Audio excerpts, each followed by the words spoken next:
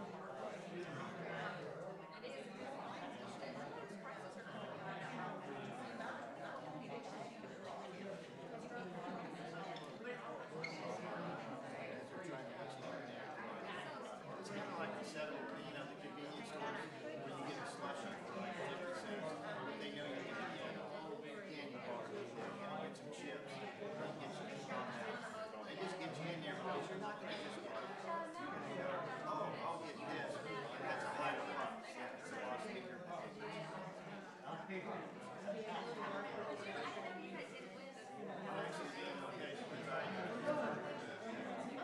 trying to get out of the S&P because the S&P and all that is all based on AI stocks, and right now AI is 50% of the debt. It's crashing. It doesn't, all the data centers that they're pumping in billions and billions and billions of dollars, and realize there's not a return to it. So right now, the big money is getting out of AI, and the market's going to crash. You're going to wake up one day and it's going to go 30%. So I diversified into 6 months ago.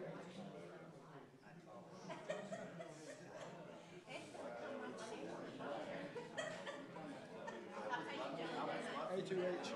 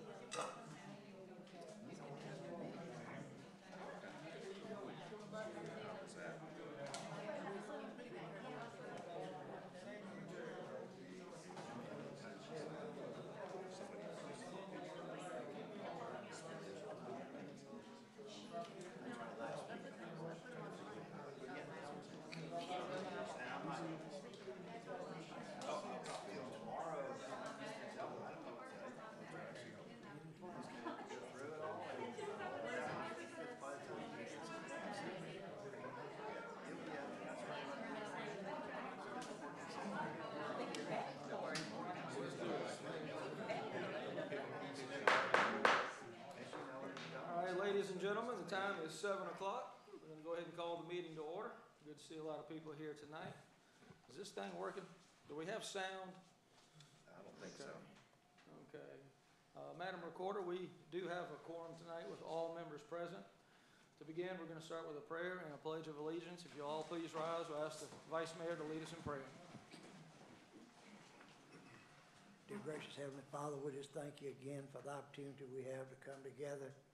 We just thank you for all the blessings you bestow upon each one of us each day. Thank you for this board. Pray you just give us the knowledge and wisdom, Lord, just to make the right decisions and move our town in the direction that it needs to go. Thank you for all our employees. We thank you for our citizens, Lord. Just watch over each one of them and keep them safe. Just go with us through this meeting. Pray everything said and done will be pleasing to you. Pray and ask these things in Jesus' name. Amen. Amen.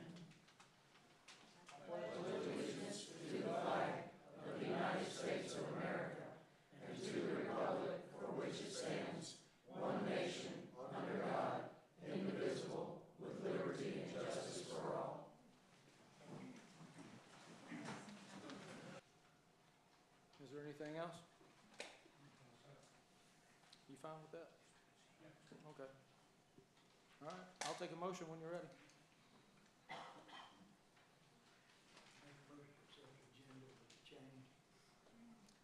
I have a motion to accept the agenda from the Vice Mayor with the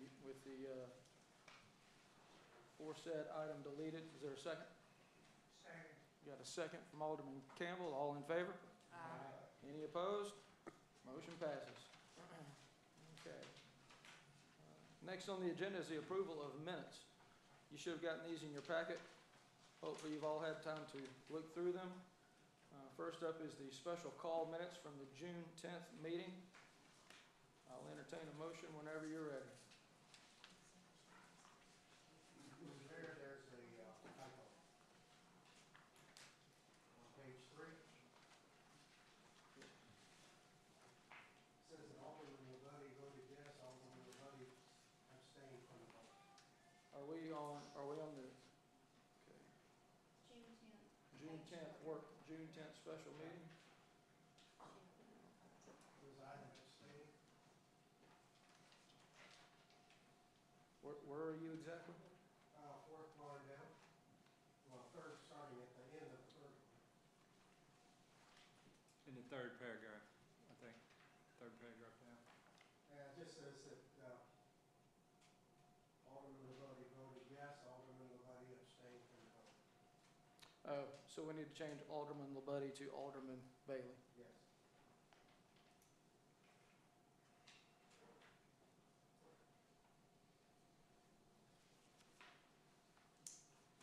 Are there any other changes?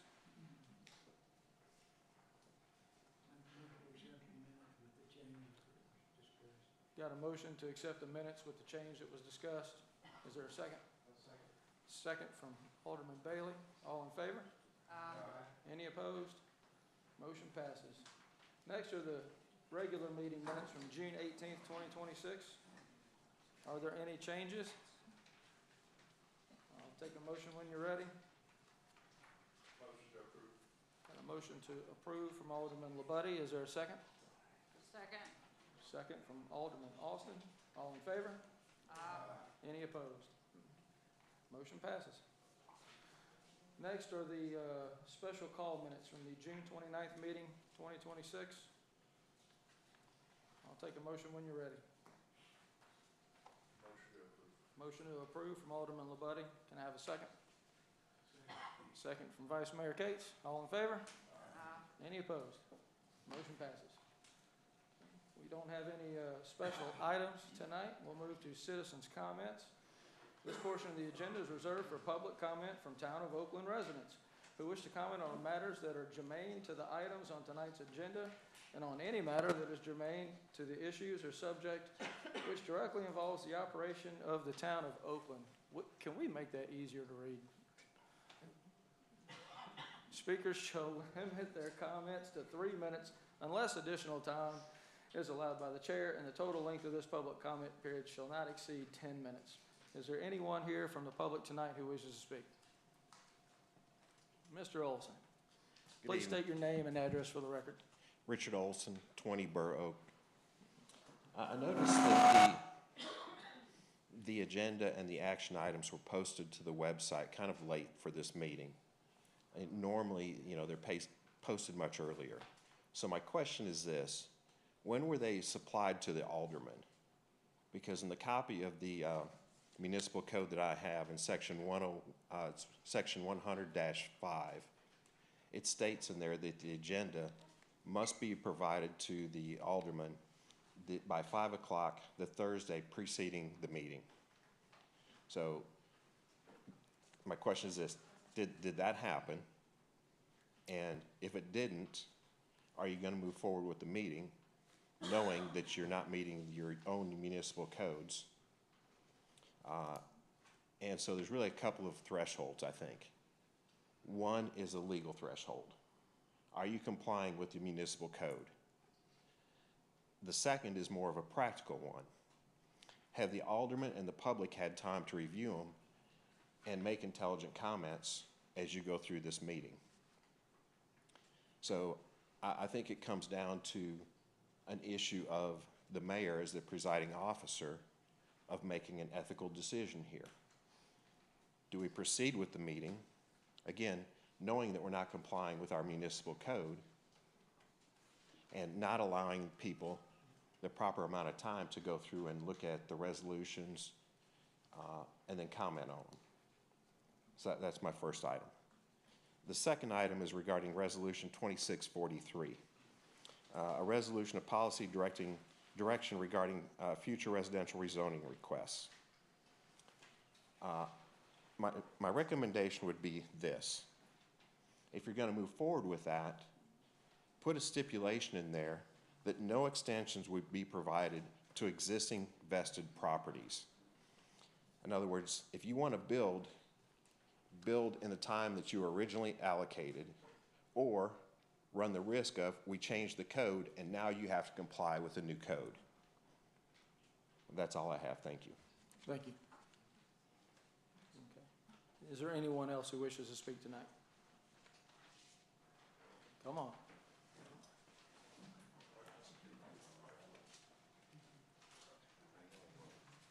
My name's Allison. I'm not going to give my address. This is my first meeting. I've been digging into the politics, all the stuff that's going on Facebook and all that.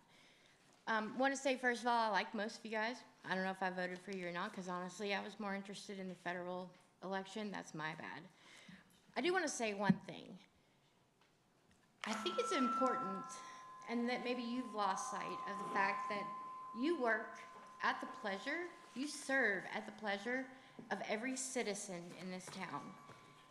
And one of you owes every citizen in this town an apology, in my opinion. That's all I have. Mr. Newhouser.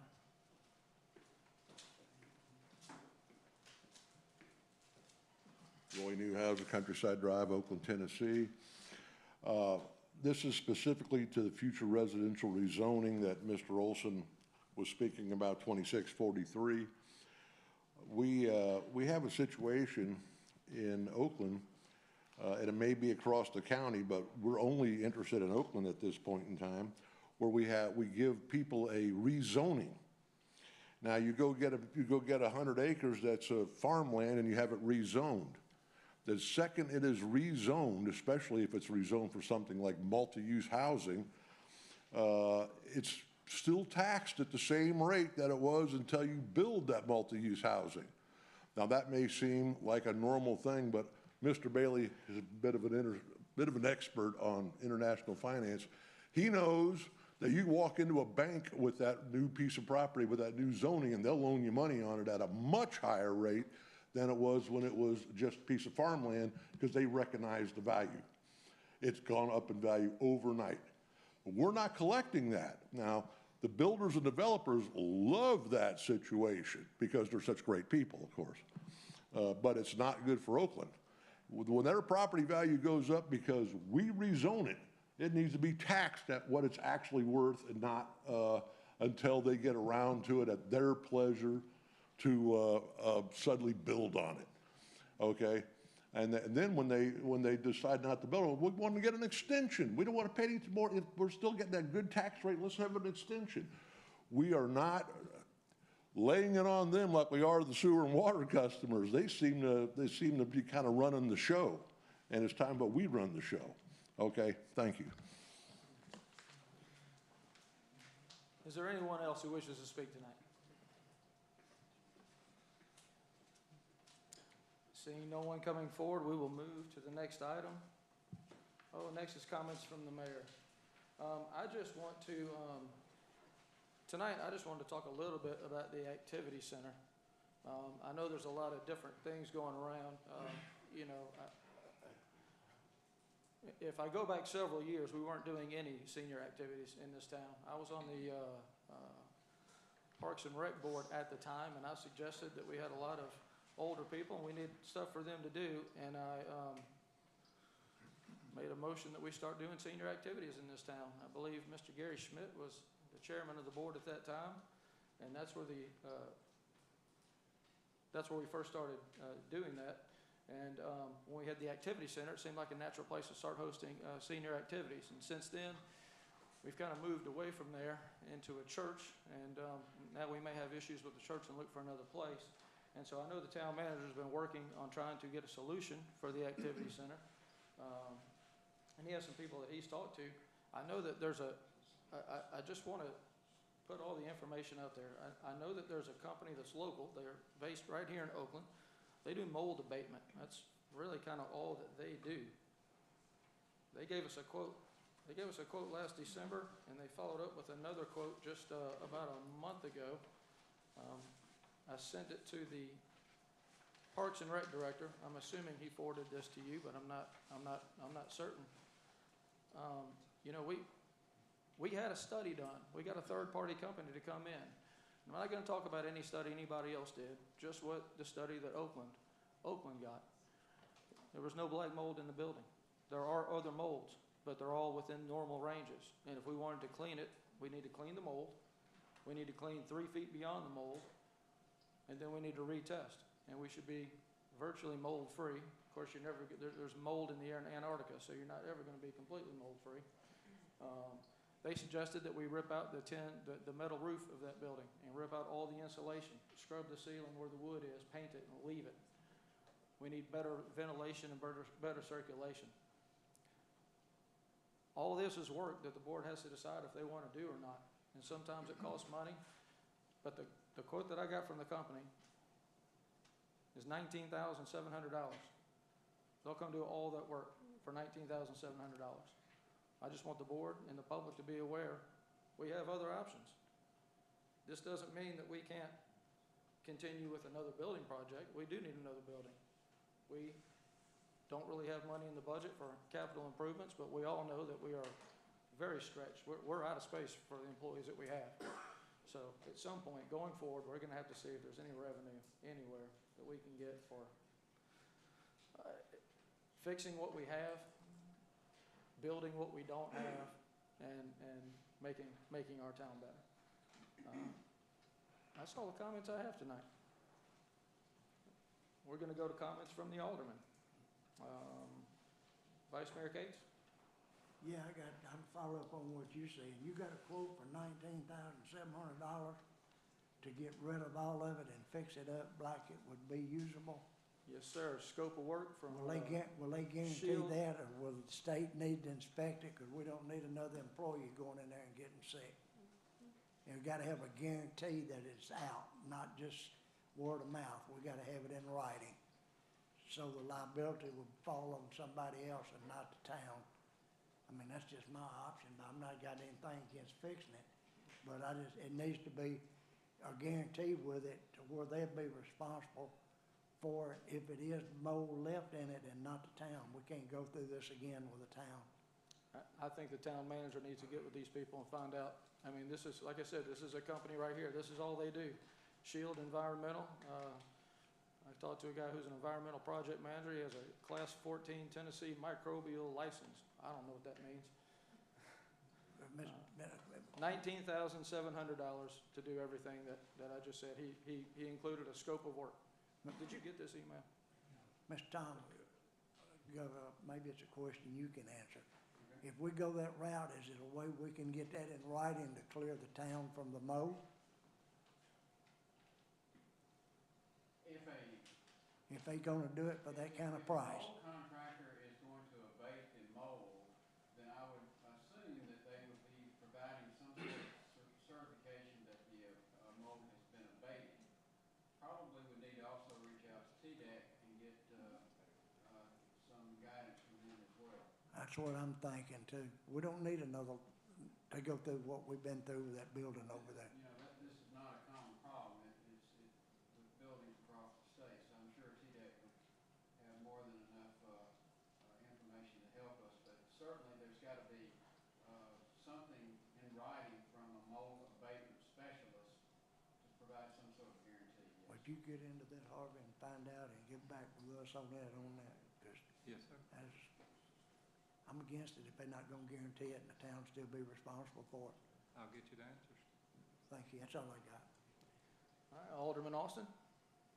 I just wanted to say that I had a great tour of the fire department and town hall last month with Joe McDonald and Harvey Ellis. We looked at a few issues.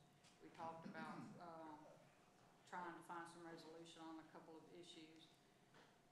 And we did that without the lights because the lights went off before that. But I'm hoping with working with Harvey and Joe and the fire department would come to a friendly mutual agreement to try to solve their problem. And other than that, I hope everybody continues to have a cool, safe summer. Alderman Bailey? No, I think everything's been said. Alderman Campbell?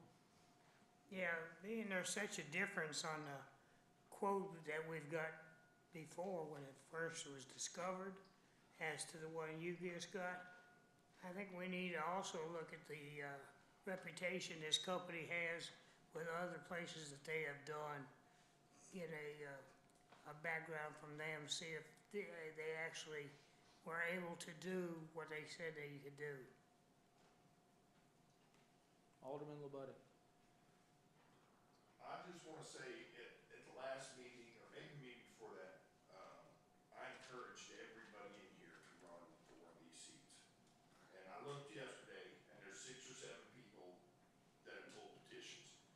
There's still room. There's still room for more. Mr. Newhouser, why he doesn't run is beyond me. He seems to care about the town and have information, and I don't know why he doesn't run. But there's plenty of room. I'm glad to see that people are stepping up.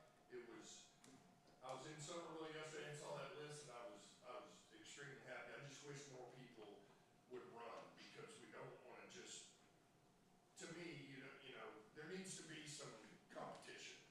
People want to do it, they need to do it for the right reason, and I think it's healthy. And I'm glad to see, as the county commission people, same thing. I wish more people were in that race. It's good. It's a good thing. So I'm happy to see people get petitions. All right, we're going to move on to consideration of department director reports. Is there any department head who wants to address the board tonight?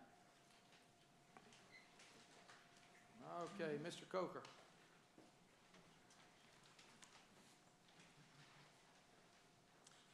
Just wanted to give y'all another brief update on the plant expansion. We've about got this thing across the finish line.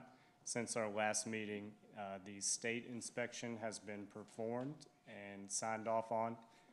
That indicates that we are more than 90% complete and the system is functional to the state's liking. That's important for our grant funding. There's still some documents that need to be submitted, but we are looking very good. Nothing should go wrong with our grant funding there.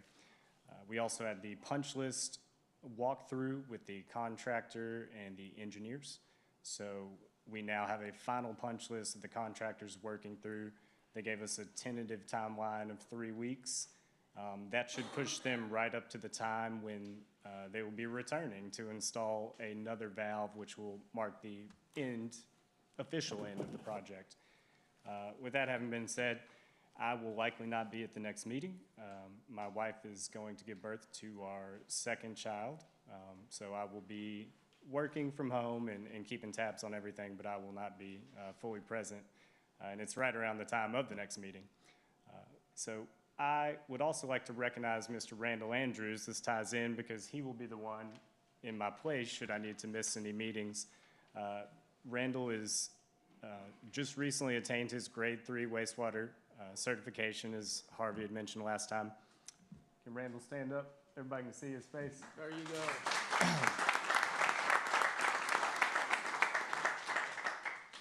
Randall is 23 years old, and that is an immense accomplishment. I don't want to understate how tough that test is. Most people take it 2 or 3 times before they pass it. I know some people who have taken it 11 times and still not passed it. So we are very proud of him and the work he's put in. As y'all are aware, he's part of the National Rural Water Association Apprenticeship Program. We're very proud of our involvement with them. Randall is not our only employee. We've had our collection system supervisor go through that program, and we also have our newest hires enrolled as well. So we are very excited to have Randall across that finish line with his certification and get a little bit of redundancy to our operator group in the wastewater department. Thank y'all. Thank you, Blake. That's good. I never know if you're gonna give us good news or bad news. That's real good news. You can't tell. Is there any other department head who wishes to address the board? Is there any alderman who has a question for a department head? Okay, we're gonna move on to the next thing. It should be the town manager's report. Mr. Ellis? I only have one thing to mention tonight. For the public that may not know, last Friday was our fire chief, Stephen Wall's last day. He retired, moved back to Kentucky where he grew up, spent time with his wife and family. Talked to him today. I think he's talked to other staff members every day since he left, so he's adjusting well. It's just gonna take time, so he'll be missed. But in his absence, I want to mention that I've decided to promote Assistant Chief Hathcock to that position. This decision was based on a review of his qualifications, his leadership experience, departmental support, organizational continuity, and his long-term service to the town of Oakland and its residents. Mr. Hathcock has dedicated more than 20 years of service to the Oakland Fire Department. I also spent the last several months working very closely with him to get to know him and build a relationship, and I have full confidence that he is the right person for the job. Got a letter of recommendation from, I believe it was the union representatives and some of his co-workers as well. So if you would, I ask that you support my decision and welcome our new chief. Congratulations, Mr. Hathcock.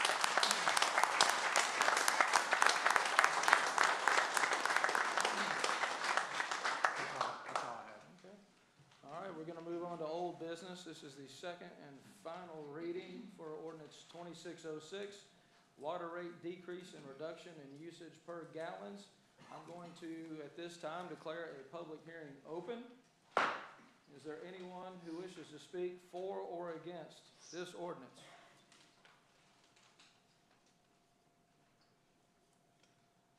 Seeing no one, I will declare the public hearing closed.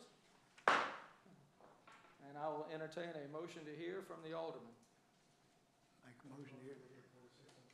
Got a motion to hear from Alderman Bailey. And second from Vice Mayor Cates. All in favor? Any opposed? Motion passes. Mr. Ellis, please tell us about ordinance 2606. Yes, sir. This ordinance lowers the base rate and the minimum number of gallons. The gallons go from 2,500 to down to 1,000, and the rate goes from $15.47 to $7.98. What this will do, it will lower the bill for residents that use less than 1,000 gallons and even less than 2,000 if you do the math. So it's an effort to ease the pain of the increase that we had to do last year. Any questions or comments from the alderman? We talked about this pretty well at length. We did. If there's nothing, I'll take a motion whenever you're ready.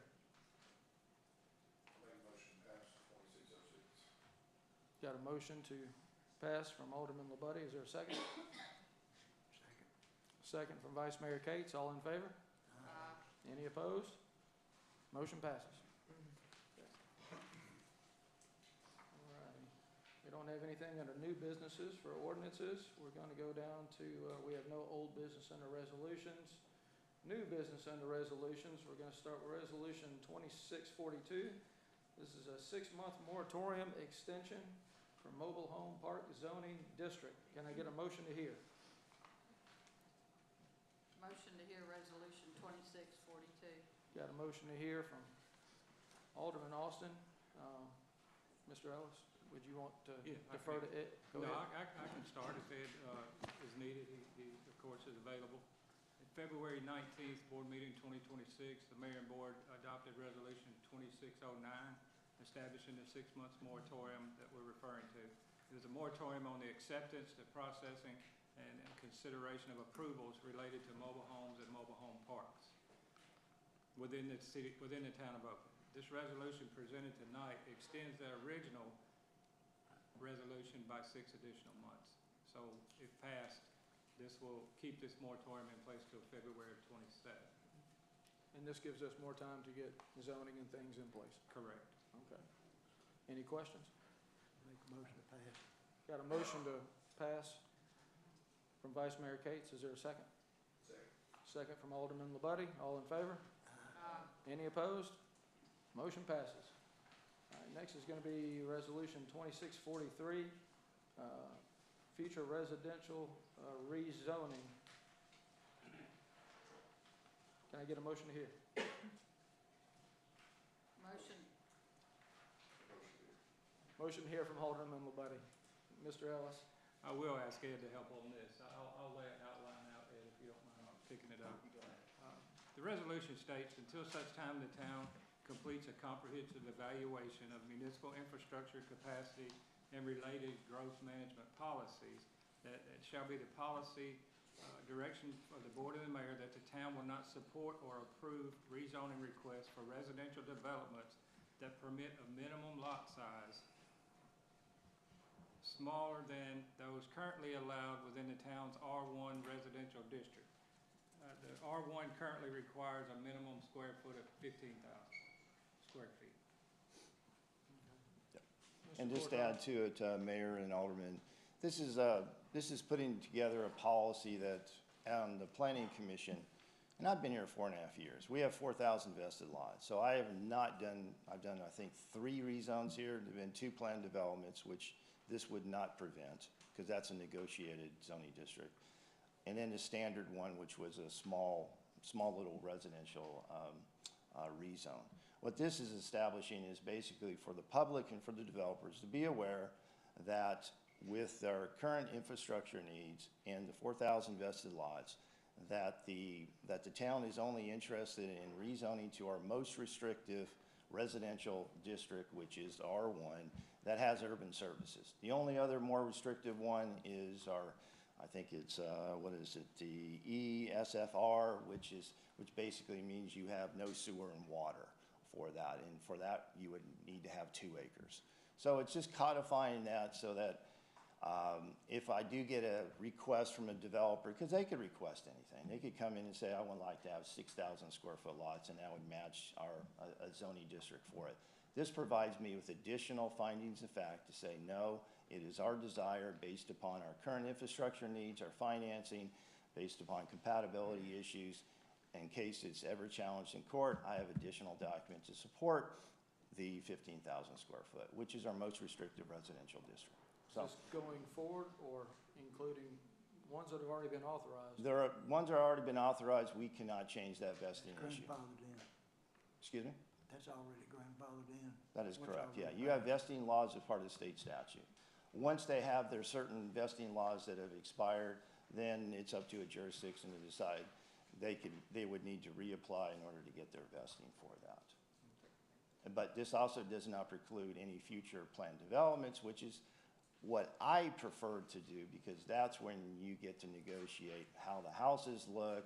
You know, if you want to have brick, if you want to have certain siding that you cannot do by state statute for general zoning. So that's a negotiated issue. And not all PDs that people have proposed have come forward to you because negotiations break down.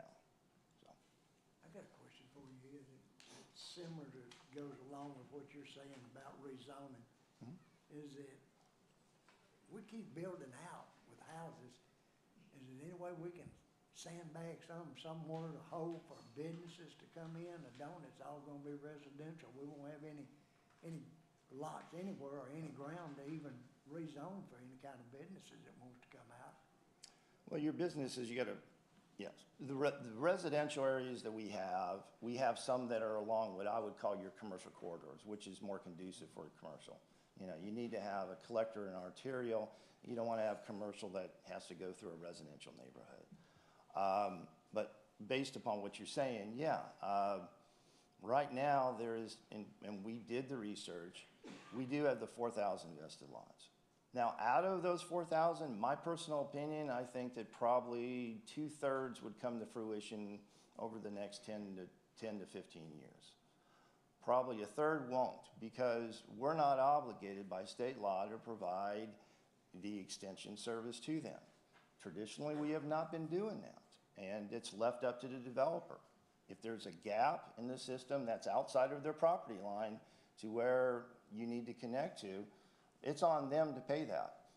The sheer economics of that probably will make it so that I would say probably a third of them will never come to fruition. So after their vesting period of time, it's expired, it's not gonna happen. Unless the town decided that they wanted to provide, has a collaborative effort in order to do that. But at this point, that's not been the policy. About the only place we got is west. There's nowhere That is else to correct. go. Yes. Yeah. And Unless West you get in would, the county or rezone part of the county, and they're not gonna do that, so Mhm. I just hate to see us just keep building houses all the way down west to the county line, and get some businesses wants to come in here, we don't have a spot for it. Well, I think the market conditions are changing. When I got here 4.5 years ago, it was all residential. I rarely got any kind of commercial call, and if it was a small mom and pop that was doing a remodel, I was just curious, it was just something I wanted to throw out at you. No, you're right. Then the last 2 years, it's changed. My phone calls are all commercial related. Now, commercial projects take time. Chick-fil-A's taken me 3 years. Oh, I know that. I mean, it takes time. You're starting to see the work that I've been doing with the developers that is happening between Chickasaw and 194, you know? That takes time. There's financing, there's the approvals, going through the contractors and building and the rest. That takes 2 to 3, sometimes 4 years through that process. I think the tide is turning. We have 4,000 vested lots. We have plenty of residential. That a lot of these subdivisions or land will come back and try to get a commercial development. We'll have to look at those and see, is it compatible? Do we have infrastructure? Does it make sense? Do you have the roads that are conducive for it? So the answer to your question in kind of a long circular route would be, I think the market conditions is changing, and some of those residential ones will probably become commercial. Okay, thank you, I was just curious. Yeah. Because that's the phone calls that I'm getting. I'm getting all commercial, and Harvey can attest to that. There's a lot of stuff happening, believe you me. I could talk about some of it, but most of it is confidential at this point. Thank you, Ian. Thank you. Appreciate it. All right. Any other questions?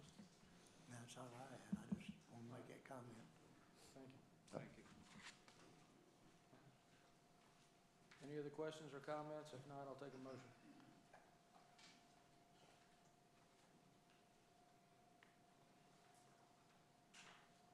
Motion to pass resolution 2643. I have a motion to pass resolution 2643 from Alderman Austin. Is there a second? Second from Alderman Bailey. All in favor? Any opposed? Motion passes. Okay. Next is resolution 2644, water meter replacement project contract award. Can I get a motion to hear? Make a motion to hear. Motion to hear from Vice Mayor Cates. Mr. Ellis. For information, it's a little bit more than a water meter replacement. We're also going to change the way we read meters, and it's going to give the citizens more opportunity to get notifications if they have a continuous flow and different things. It's going to be an upgrade of the whole system. Been in the budget last year. We just put it back in the budget this year. We opened bids on July the 7th. We had 6 contractors bid on this, which is good, so that's more competitive. After A2H and staff reviewed the documents, I'm recommending that we go with the low bidder, it's Core and Main. The total price of the project is $2,883,094.86. And we had budgeted $3 million in this budget, so it's the high bid, just so you know, and you have it in your packet, I think it was a little bit over $5 million. It is. We've worked with this company before, we've worked with his installer, he subs out an installer, we've worked with him, and we've had excellent working relationship with both of them in the past, so that's the reason that we're recommending we approve this contract. So that was put in the budget for this year? Yes, sir. Was it moved from last year to this year? Yes, sir. And this is money we have, we're not borrowing it. Not borrowing, yes, sir. Good point. Any other questions from the alderman? This goes along with what we had discussed early last year, I believe, probably around springtime. Mr. Armstrong, I assume you agree with this? Yes, sir. Okay, thank you. I'll entertain a motion whenever you're ready. We got a motion to approve Resolution 2644 from Alderman LaBuddy. Is there a second? Second. Second from Alderman Campbell. All in favor? Aye. Any opposed? Motion passes. All right. Next is Resolution 2645, Aeneas hosted PBX agreement authorization. Can I get a motion to hear Resolution 2645? Make a motion. Motion to hear from Alderman LaBuddy. All right, Mr. Ellis. Trying to think of a nice way to say this. So what we've done is, when I came in, we started evaluating our internet and our voice over IP phone. And we had, for example, wastewater was on AT&T, water department was on Comcast. Here we have 3 different vendors that we're paying for these services. And I had at your desk tonight a summary of the funds. So Aeneas came in a year or so ago working with Chickasaw Electric to use their power poles to do high-speed fiber internet. We've already converted some of the town buildings over. This presentation tonight would authorize us to switch every town building over to Aeneas only and abandon those other ones who have not been our friends, okay? If you look at the cost comparison, we're currently paying $5,475 a month for the total services. The projected cost with Aeneas is $2,601 a month. So estimated savings monthly are over $2,800. So that equals $34,000 a year in savings. And we'll have one company, one vendor to go through citywide. We won't have a mixed match, hodgepodge of confusion and who to call. And it's just cleaning up loose ends and saving money. Thanks. Any questions or comments? I make a motion to pass 2645. Got a motion to pass from the Vice Mayor. Is there a second? Second. Second from Alderman Campbell. All in favor? Any opposed? Motion passes. Okay, we're going to skip down to Resolution 2647, disc golf equipment acceptance of donation. Can I get a motion to hear? Motion here. All right, Mr. Ellis. That's simply what it is. The mayor was kind enough to go down a month or so ago to the city of Grand Junction and visit their meeting where they donated this equipment that we discussed in the last work session. This is just officially the town accepting that donation through a resolution. The material had been delivered. Mr. Mullins and his crew went and got it either yesterday or the day before. So it's on site. So again, thank you to the government and the citizens of Grand Junction for that donation. It will be used and appreciated. Excellent. Any questions or comments? Motion to approve 2647 by Alderman LaBuddy. Is there a second? Second. Second from Alderman Campbell. All in favor? Any opposed? Motion passes. All righty. Other items of business, if the board will allow me, I did want to make I wrote this down, Mr. Olson, I wrote down what you said. Sometimes I have trouble reading my writing. I just wanted to ask the town attorney, I guess, on the agenda when was the agenda posted on the website? The agenda itself was sent over on Thursday. Okay. The items were sent over on the town attorney website. We I all, don't know anything about posting on the internet. We're only required to post it 48 hours in advance of a meeting. I believe sometimes our code says that our packets are, there's been a code for years at the county that I'm supposed to get my packet. I never get it when they say I'm supposed to get it. I received my packet yesterday. I had time to read through and ask any questions that I had. Did any alderman find difficulty with the information in their packet? No, but I got mine Monday. I don't know how yours was so late. Well, yes. Thursday or Friday, I'm sure. Yes. Okay. So, this is not atypical for towns or other public bodies throughout the state. However, board members who are not receiving theirs on time, of course, the first thing they should do is to lodge complaints with whoever it is that's in charge of getting those board packets out. But, they also have the right to object to the, approval of the agenda. They also have a right to ultimately challenge whatever goes on in a meeting through a petition for writ of mandamus in Chancery Court, which would be a bit extreme. I can't say that in 35 years of representing public bodies I've seen that done. Perhaps it's been threatened.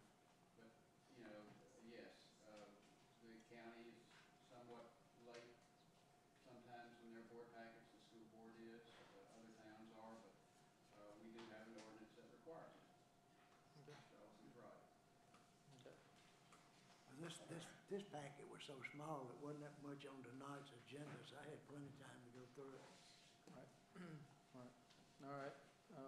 Any other questions or comments about that? Okay. Do we need to, Mr. Ellis, do we need to establish a date and time for a work session? Is there items of, well, is there items of pressing? Today, the only item I have is the one Alderman removed earlier tonight, and I suppose that's all we have. Do we have to have a work session in August just for that? Is that something we can put off for until September? Is it something that? I don't think it's pressing, we just passed a budget, so. It's vitally important that we get that done, okay? I understand if we have to do more discussion, that's fine, because, discussion is great. But I do not want this to slip through the cracks. This is vital that we get this done. So is it enough to have a work session for just one item? I'm gonna say not, but I just wanna go on record saying we have to address this and we need to address it soon. Duly noted. Okay. If I could also make one more comment about the comment about the taxing of property that's been rezoned. That is a call made by the county tax assessor under state law. Definitely speak with the county tax assessor about that. It is my understanding of the law, and this is an area that I practice in regularly, that until the property that has been rezoned is actually in use for the permitted uses of that rezoning, it is not, the tax rate is not changed, nor is the value changed. But certainly the county tax assessor and also Nashville is available to answer those questions. Those are issues that have come up before. Not a town issue. I know where one place is, it's been rezoned, and they still farming it. Because he's gonna farm it until the contractor decides what he wants to do, so. That was rezoned, Ed's aware of it, a couple of years, 2 or 3, 4 years ago. And they farming it. It's still farm ground until The it's. state makes clear that that's going to continue to be Right. taxed at a 25% rate and not a 40%. Right. So that's the reason it can't be taxed a different way. It's still farm ground until somebody else builds or starts to build on it. It's still considered farm ground. Conversely, I've had issues come up with churches throughout the county where they acquire land for future church use. The assessor will not take that property off the tax rolls until it is used for religious purposes. So it's a two-edged knife. Alderman LaBuddy? Motion to adjourn. We're adjourned.